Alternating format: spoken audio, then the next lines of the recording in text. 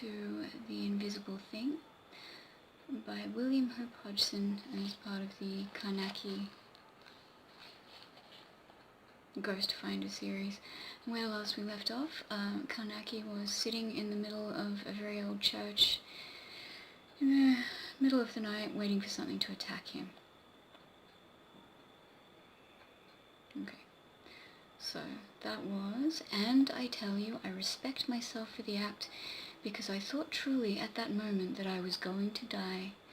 But I think just then, by the slow revulsion of feeling which had assisted my effort, I was less sick in that instant at the thought of having to die than at the knowledge of the utter weak cowardice that had so unexpectedly shaken me all to bits for a time. Do I make myself clear? You understand, I feel sure that the sense of respect which I spoke of is not really unhealthy egotism. Good. Because, you see, I am not blind to the state of mind which helped me. I mean that if I had uncovered my face by a sheer effort of will, unhelped by any revulsion of feeling, I should have done a thing much more worthy of mention. But even as it was, there were elements in the act worthy of respect. You follow me, don't you? And you know, nothing touched me after all. So that in a little while I had got back to a bit of my normal. I had got back a bit to my normal and felt steady enough to go through with the business without any more funking. I dare say a couple of minutes passed, and then, away up near the chalice, there came again that clank, as though an armoured foot stepped cautiously. By Jove, but it made me stiffen. And suddenly the thought came that the sound I heard might be the rattle of the dagger above the altar. It was not a particularly sensible notion, for the sound so far was far too heavy and resonant for such a cause. Yet, as can be easily understood, my reason was bound to submit somewhat to my fancy at such a time. I remember now that the idea of that intense thing becoming animate... Hey, buddy. Buddy. Oh, that's mine. Go away. No. Go away. Go away. Go and eat your food. Yet, as can be easily understood, my reason was bound to submit somewhat to my fancy at such a time. I remember now that the idea of that insensate thing becoming animate and attacking me did not occur to me with any sense of possibility or reality. I thought rather, in a vague way, of some invisible monster of outer space fumbling at the dagger. I remembered the old rector's description of the attack on the butler, out of the void. And he had described the stupendous force of the blow as being like the kick of a great horse. You can see how uncomfortably my thoughts were running. I felt around swiftly and cautiously for my lantern. I found it close to me and on the pew seat with a sudden jerky movement, I switched on the light. I flashed it up the aisle, to and fro across the chalice, but I could see nothing to frighten me. I turned quickly and sent the jet of light darting across the rear end of the chapel. Then on each side of me, before and behind, up at the roof and down at the marble floor.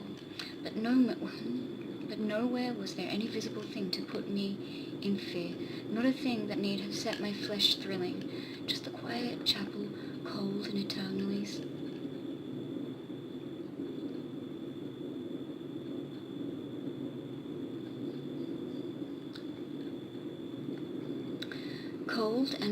silent. You know the feeling. Not really. I had been standing whilst I sent the light about the chapel, but now I pulled out my revolver and then, with a tremendous effort of will, switched off the light and sat down again in the darkness to continue my constant watch. It seemed to me that quite half an hour or even more must have passed after this, during which no sound had broken the intense stillness. I had grown less nervously tense, for the flashing of the light round the place had made me feel less out of all bounds of the normal. It had given me something of that unreasoned sense of safety that a nervous child obtains at night by covering its head up with the bedclothes. This just about illustrates the completely human logicalness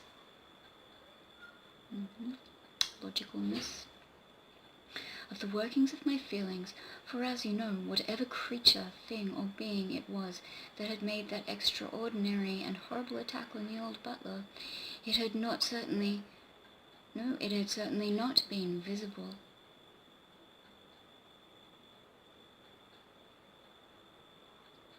Buddy, what are you looking at? Buddy?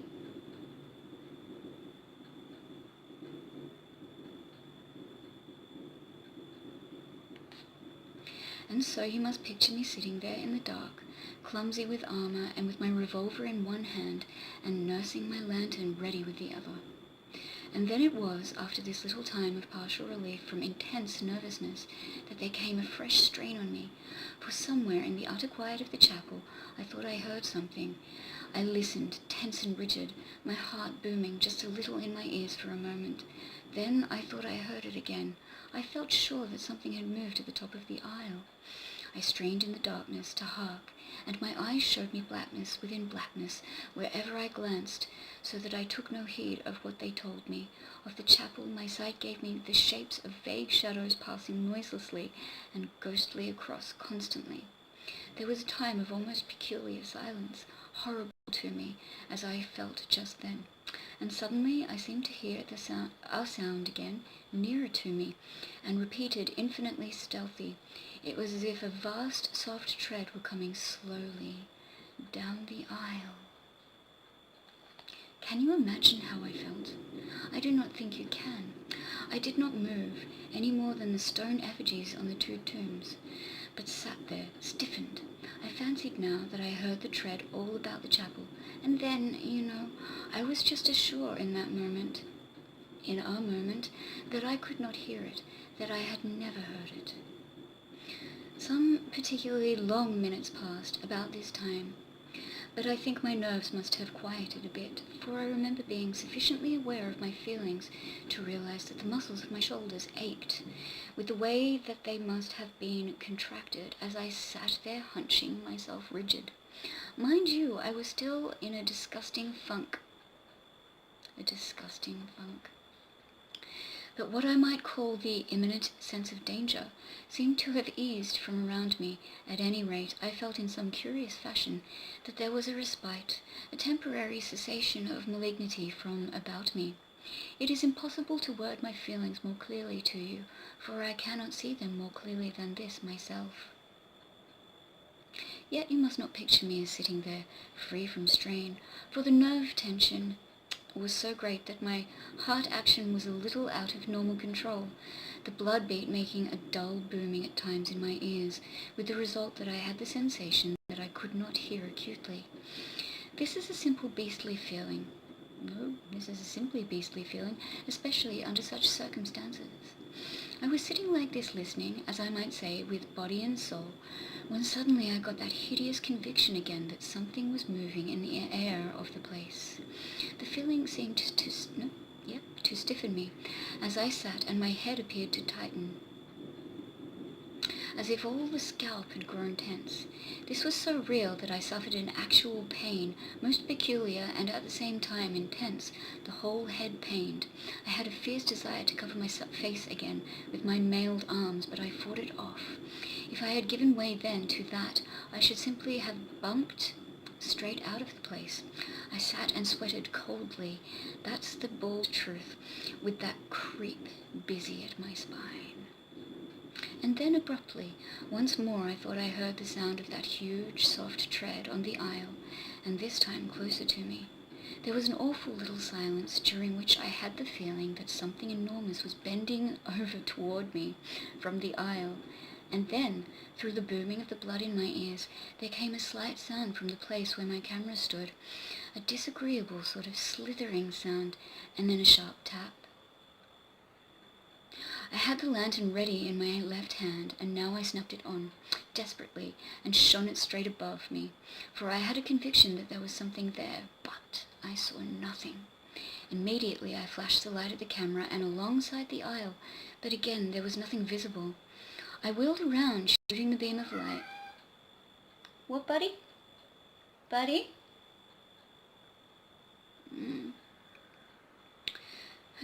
But I saw nothing. Immediately I flashed the light at the camera and along the aisle, but again there was nothing visible. I wheeled around, shooting the beam of light in a great circle about the place. To and fro I shone it, jerking it here and there, but it showed me nothing. Okay. I had stood up the instant that I had seen that there was nothing in sight over me, and now I determined to visit the chancel and see whether the dagger had been touched. I stepped out of the pew into the aisle, and here I came to an abrupt pause, for an almost invincible sick repugnance was fighting me back from the upper part of the chapel. A constant queer prickling sent up and down my spine. Oh my goodness. And a dull ache took me in the small of the back. Buddy?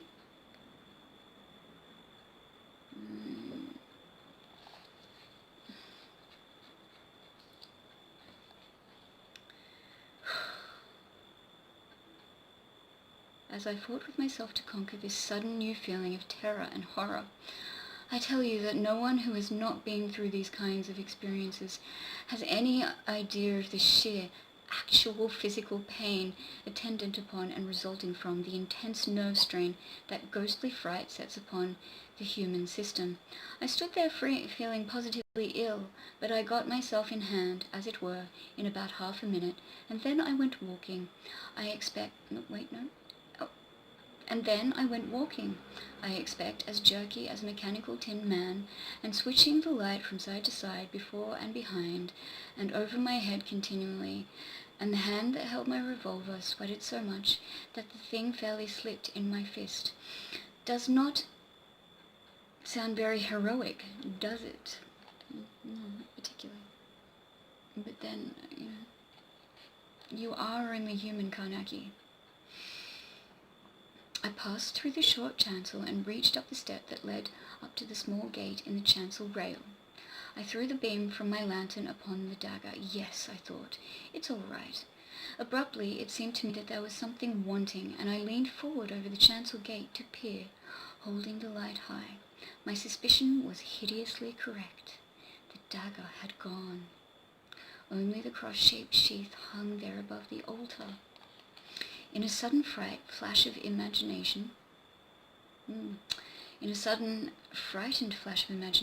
I pictured the thing adrift in the chapel, moving here and there as of its own volition, for whatever force wielded it was certainly beyond visibility.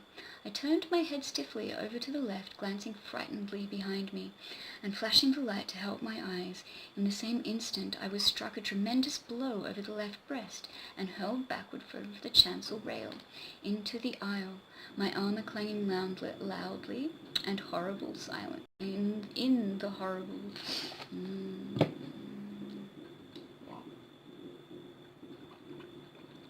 horrible silence. I landed on my back and slithered along the polished marble. My shoulder struck the corner of a pew front and brought me up half-stunned. I scrambled to my feet, horribly sick and shaken, but the fear that was on me was making little of that at the moment. I was minus both revolver and lantern, and utterly bewildered as to just where I was standing. I bowed my head and made a scrambling run in the complete darkness and dashed into a pew. I jumped back, staggered, got my bearings a little, and raced down the center of the aisle, putting my mailed arms over my face. I plunged into my camera, hurling it among the pews. I crashed into the font and reeled back. Then I was at the exit. I fumbled madly in my dressing gown pocket for the key. I found it and scraped at the door feverishly for the keyhole. I found the keyhole, turned the key, burst the door open, and was into the passage. I slammed the door and leaned hard against it, gasping, whilst I felt crazily again for the keyhole, this time to lock the door upon what was in the chapel. I succeeded and began to feel my way stupidly along the wall of the corridor. Presently I had come to the big hall, and so in a little to my room. Okay, I'm going to stop there because I'm really tired. And it's midnight. Oh, Karnaki's in a bit of a pickle. Or he was. Seems like he's okay now. What do you think? What do you think? I think I remember what happens, but, I'm not going to give it away. So. Science versus the supernatural. Who can say at this point? Thanks for joining me for part 3. I hope you enjoyed. We'll probably finish the story. By tomorrow. Where are we?